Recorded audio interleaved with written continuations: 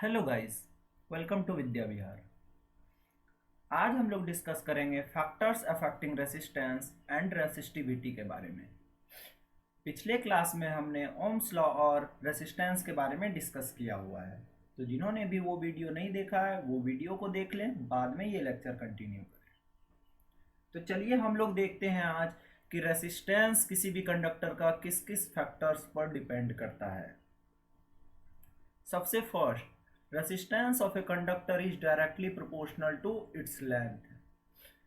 किसी भी कंडक्टर का रेसिस्टेंस जो होता है वो डायरेक्टली प्रोपोर्शनल होता है लेंथ के। यानी कि किसी भी कंडक्टर का अगर हम लेंथ बढ़ाएंगे तो रेसिस्टेंस मेरा इंक्रीज हो जाएगा। इसको हम मान लेते हैं equation first. Second, resistance increases with the decrease in cross section area. मतलब रेसिस्टेंस जो होता है वो इन्वर्सली प्रोपोर्शनल होता है किसी भी कंडक्टर के क्रॉस सेक्शन एरिया के। यानी कि अगर हम एरिया को बढ़ाएंगे तो रेसिस्टेंस मेरा घट जाएगा। अब देखते हैं, दोनों इक्वेशन को कंबाइन करने पर हमको मिलता है R is proportional to L by A। Proportionality sign हटाने पर हमको कुछ कांस्टेंट ऐड करना होगा जो कि होता है रो L बाय A, और यही रो है जो ये मेरा क्या कहलाता है, रेसिस्टिविटी, या फिर इसी को हम कहते हैं स्पेसिफिक रेसिस्टेंस।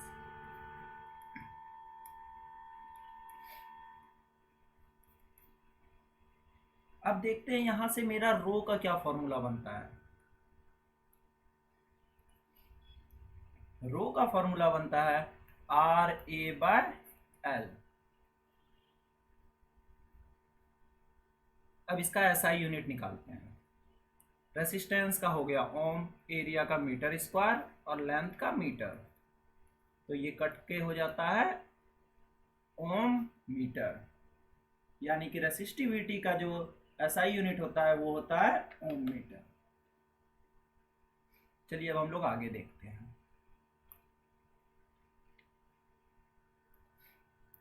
अभी हमारे पास जस्ट फॉर्मूला आया R is equal to rho L by A. अब हमको यहां से रेसिस्टिविटी निकालना है। रेसिस्टिविटी ओम के टर्म में तो कैसे निकलेगा, हम लेंथ को यूनिट कर देंगे और एरिया को भी यूनिट कर देंगे, तो मेरा रेसिस्टिविटी जो है वो किसके बराबर हो जाएगा, रेसिस्टेंस के बराबर हो जाएगा। तो इसी तरह से हम रेसिस्टिविटी को डिफाइन करते हैं। Resistivity is defined as the resistance offered by a cube of the material of side 1 meter when the current flows perpendicular to the opposite faces of the cube। इसके लिए हम क्या करते हैं, क्यूब बना लेते हैं।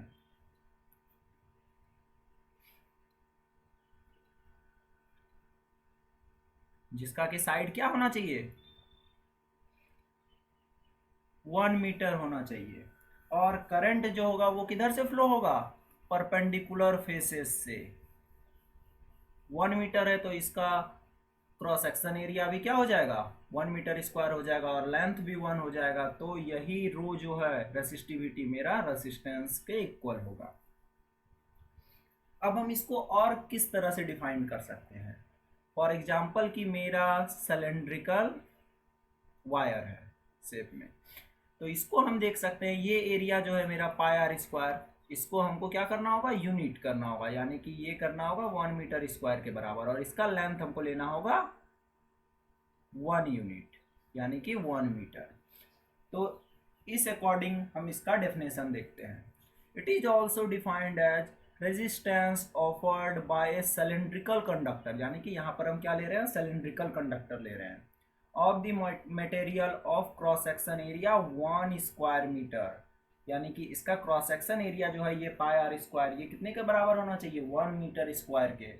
And length is also 1 metre, ये लेंथ भी कितना होना चाहिए, 1 मीटर। ठीक है, उम्मीद है कि आप लोगों को समझ में आ गया होगा। इसका एसआई यूनिट तो हम लोग देख चुके हैं, SI unit of resistivity ohm metre. Resistivity निकालने का फॉर्मूला भी हमको पता चल चुका है, resistance into area by length. चलिए अब हम लोग आगे देखते हैं रेसिस्टिविटी और रेसिस्टेंस में क्या डिफरेंस है।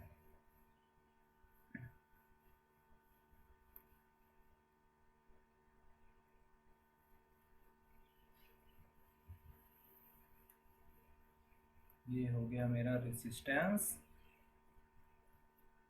और इधर हम लोग लेते हैं रेसिस्टिविटी को।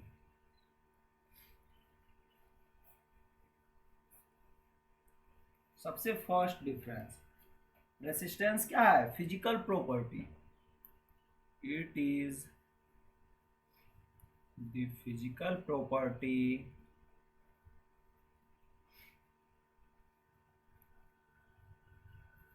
of a material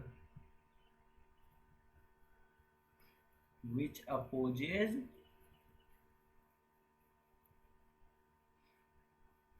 the flow of current। यानी कि करंट के बदले क्या फ्लो होता है? करंट तो फ्लो होता नहीं है, हम लोग जानते हैं कि इलेक्ट्रॉन्स फ्लो होते हैं, यानी कि ये इलेक्ट्रॉन्स के फ्लो को अपोज करता है। अब हम लोग देखते हैं रेसिस्टिविटी क्या होता है। It is the property of a material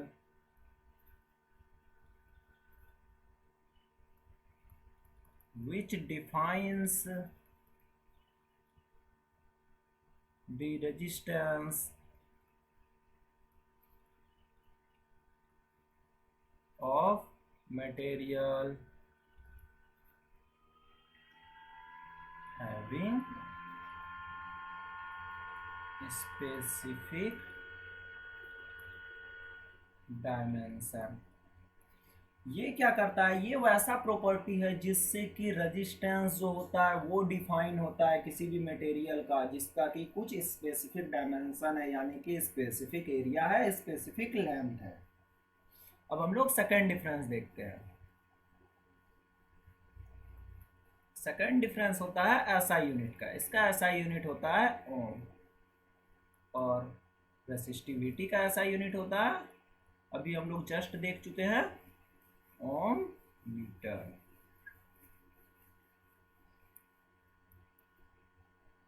third difference देखते हैं। रेसिस्टेंस जो होता है वो किस पे डिपेंड करता है? इट डिपेंड्स ऑन, अभी जस्ट हम लोगों ने डिस्कस किया है, लेंथ एंड एरिया।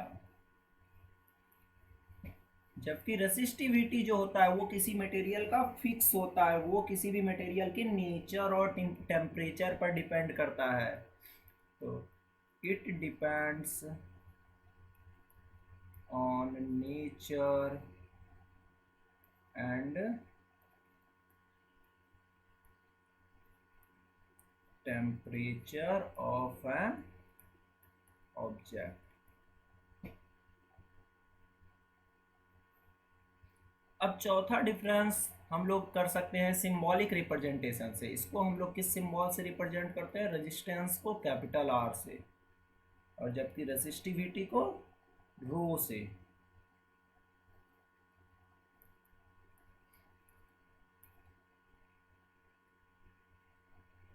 उम्मीद है आप लोगों को रेजिस्टेंस और रेसिस्टिविटी के बीच का डिफरेंस समझ में आ गया होगा। चलिए अब हम लोग कुछ न्यूमेरिकल्स देखते हैं।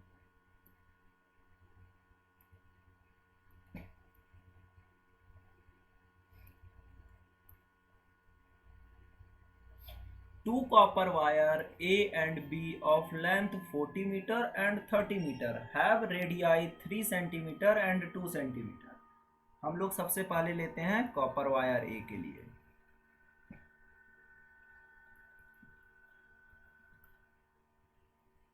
कॉपर वायर ए का लेंथ हम लोग मान लेते हैं L1। L1 कितना दिया हुआ है? 40 मीटर।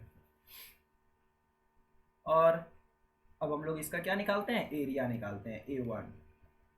A1 क्या हो जाएगा? पाई आर स्क्वायर। पाई आर को हम लोग सेंटीमीटर में दिया हुआ है, इसको हम लोग को मीटर में कन्वर्ट करना होगा, तो क्या होगा? 3/100 का स्क्वायर इज इक्वल टू हो जाएगा पाई 9/10,000 मीटर स्क्वायर। अब हम लोग देखते हैं कॉपर वायर बी के लिए।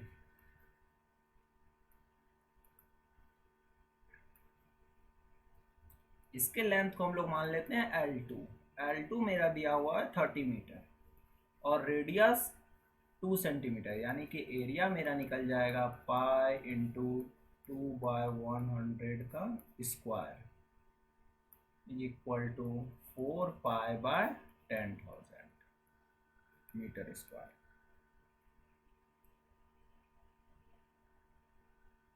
अब हम लोग दोनों के रेजिस्टेंस को निकालकर कंपेयर करते हैं, यानी कि हम लोग निकालते हैं R1/R2। तो ये फॉर्मूला हो जाएगा मेरे पास रो L1/A1/रो L2/A2। यहाँ पर तो मेरा सेम ही वायर है, कॉपर वायर, इसलिए इसका रेसिस्टिविटी तो सेम होगा, तो ये क्या हो जाएगा, कट जाएगा। मेरे पास बच जाएगा L1/A1/L2/A2। इसको आगे सॉल्व करने पर मिलेगा L1/A1 इंटू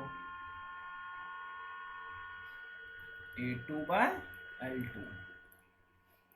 L1, अब सारा इस चीज का वैल्यू यहाँ पे पुट कर देते हैं। L1 का वैल्यू कितना दिया हुआ है 40 मीटर, A1 का वैल्यू 9π/10,000 इंटू A2 का वैल्यू 4π/10,000 बाय L2 का value 30। Pi cancel out, 10,000 cancel out, बच गया हमारे पास 4 4 जा 16/27। यानी कि अगर R1 का वैल्यू 16 ओम है तो R2 का वैल्यू क्या होगा 27 ओम होगा। उम्मीद है आप लोगों को समझ में आ गया होगा। चलिए अब हम लोग आगे देखते हैं, कुछ और कॉन्सेप्ट सीखते हैं न्यूमेरिकल सॉल्व करने के।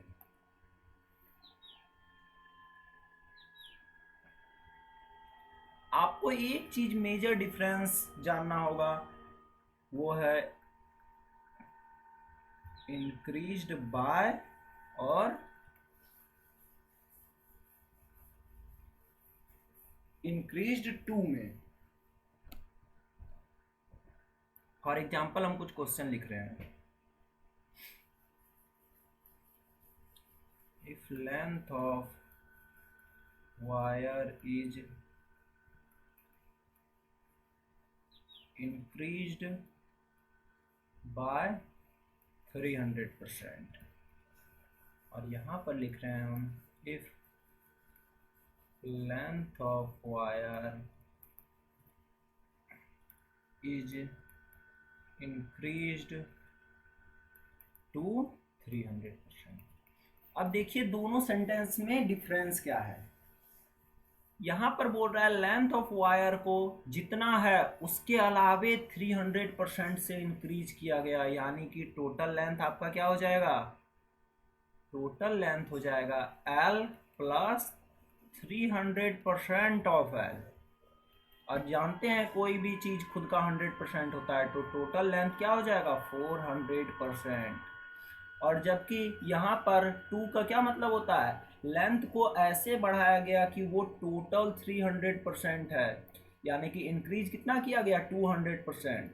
तो यहाँ पर टोटल लेंथ क्या हो जाएगा 300% ऑफ L, 400% ऑफ L। ठीक है, उम्मीद है आप लोगों को ये चीज समझ में आया होगा। हम लोग इसको कुछ न्यूमेरिकल्स के माध्यम से समझने का कोशिश करते हैं।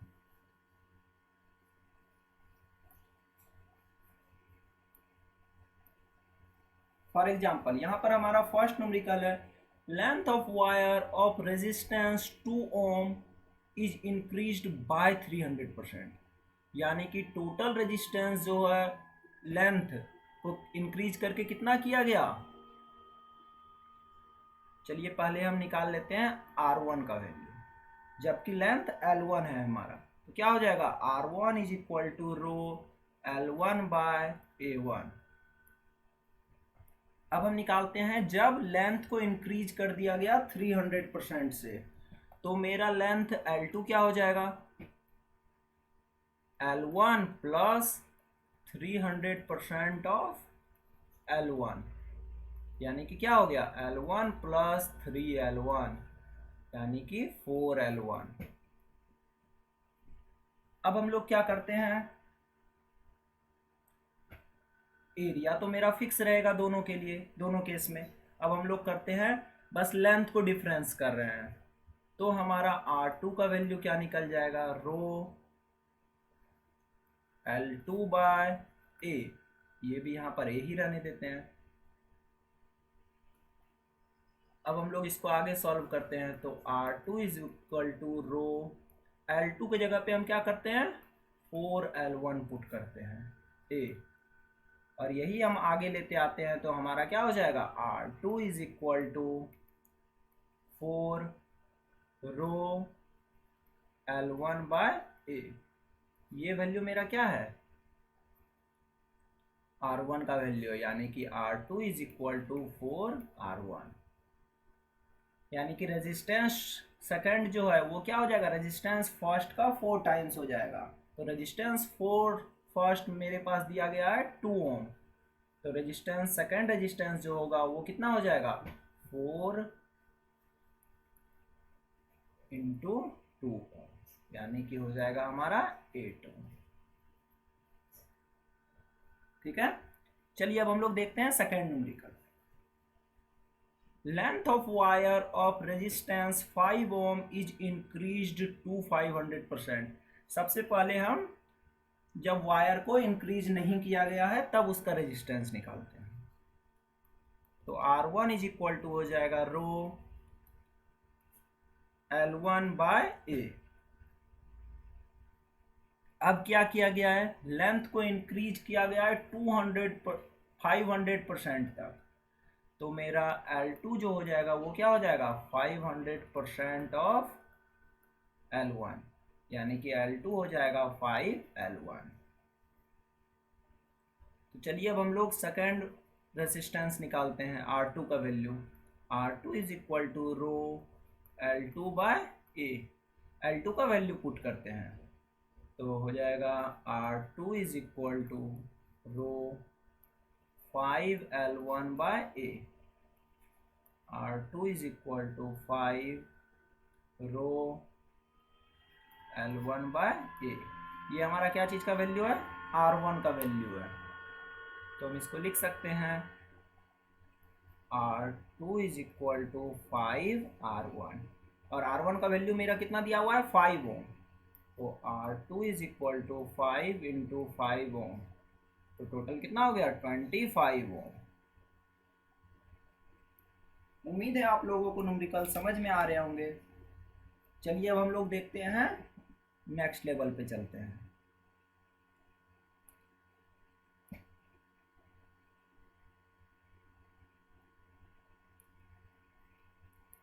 इस न्यूमेरिकल को आप लोग पॉज करके सॉल्व करने का कोशिश जरूर करें, और अगर बन जाए तो फिर कमेंट बॉक्स में इसका आंसर जरूर दें। ये क्वेश्चन आप लोगों के लिए बहुत ही इंपॉर्टेंट है। चलिए अब हम देखते हैं इस क्वेश्चन को। A wire of resistance 10 ohm is stretched such that its length is increased by 4 times, यानी कि लेंथ तो मेरा क्या हो रहा है 4 टाइम्स से इंक्रीज कर रहा है, लेकिन यहाँ पे ध्यान देंगे हम क्या कर रहे हैं, वायर को स्ट्रेच कर रहे हैं, यानी कि अगर हम वायर को खींच के उसका लेंथ बढ़ा रहे हैं तो उसका क्या होगा, एरिया घट जाएगा। घट जाएगा या नहीं, फॉर एग्जांपल जैसे कि हम देखते हैं ये है मेरा वायर, इसका लेंथ है L, इसको हम लेंथ को खींच के कर देंगे 5L या 6L, तो हमारा क्या होगा, एरिया घट जाएगा, लेकिन एक चीज है जो कभी नहीं घटेगा, हमको उसी चीज से, उसी टर्म से रिलेट करके इस न्यूमेरिकल्स को सॉल्व करना होगा। वो चीज क्या है? हमारा वॉल्यूम। वॉल्यूम कभी चेंज होगा क्या? नहीं होगा। वॉल्यूम जो इस फिगर का वॉल्यूम है वही इस फिगर का भी वॉल्यूम होगा। तो हमको ऐसे क्वेश्चंस को वॉल्यूम से रिलेट करके सॉल्व करना होता है। देखते हैं अब हम वॉल्यूम से कैसे रिलेट करते हैं।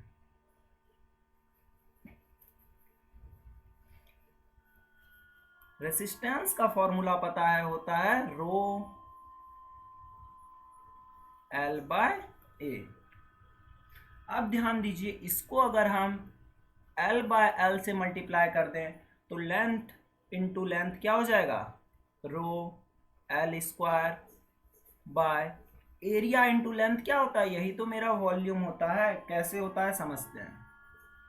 फॉर एग्जाम्पल मेरा ये सिलेंड्रिकल वायर है, इसका क्रॉस सेक्शन एरिया क्या है? पाई आर स्क्वायर, और इसका हाइट है h, तो इसका वॉल्यूम निकलता है पाई आर स्क्वायर h। यही टर्म मेरा क्या है? एरिया। और अगर इस टर्म को हम लेंथ मान लें, l मान लें, तो ये मेरा टर्म क्या हो जाएगा? l। और यही एरिया इंटू एल मेरा क्या देगा? वॉल्यूम देगा। उम्मीद है आप लोगों को समझ में आ गया होगा। तो चलिए आगे देखते हैं। मेरे पास ये न्यू फॉर्मूला निकल गया जो कि वॉल्यूम से रिलेटेड है, rho L square by V. अब हम लोग निकालते हैं रेजिस्टेंस वन फर्स्ट का वैल्यू, जबकि वायर को स्ट्रेच्ड नहीं किया गया है। तो ये हो जाएगा रो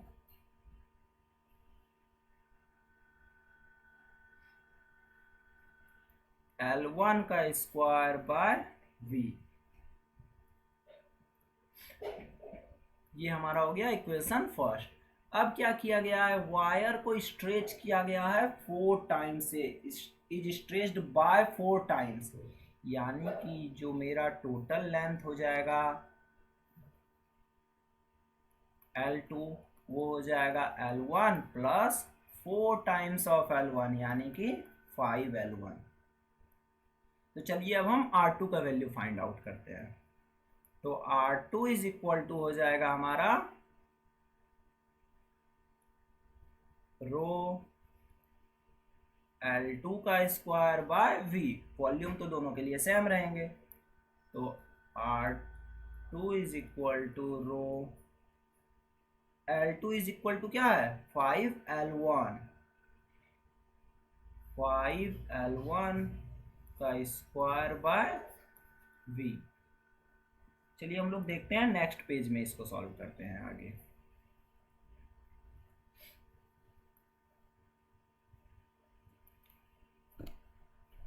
हमारे पास इक्वेशन आ गया था R2 is equal to rho 5L1 का स्क्वायर बाय V। इसको आगे सॉल्व करते हैं। तो R2 is equal to rho 25L1 का square by V। R2 is equal to 25 को आगे लाने पर होता है हमारे पास rho L1 square by V। और यही मेरा क्या है? R1 का वैल्यू, यानी कि R2 is equal to 25R1। अब देखते हैं R1 का वैल्यू मेरा कितना दिया हुआ है? 10 ओम दिया हुआ है। तो R2 इज इक्वल टू क्या हो जाएगा? 25 इंटू 10 ओम, यानी कि हो जाएगा हमारा 250 ओम। उम्मीद है कि आप लोगों को वीडियो सारा समझ में आ गया होगा। अगर वीडियो अच्छा लगा हो तो लाइक, कमेंट, शेयर, सब्सक्राइब जरूर करें। Thanks for watching.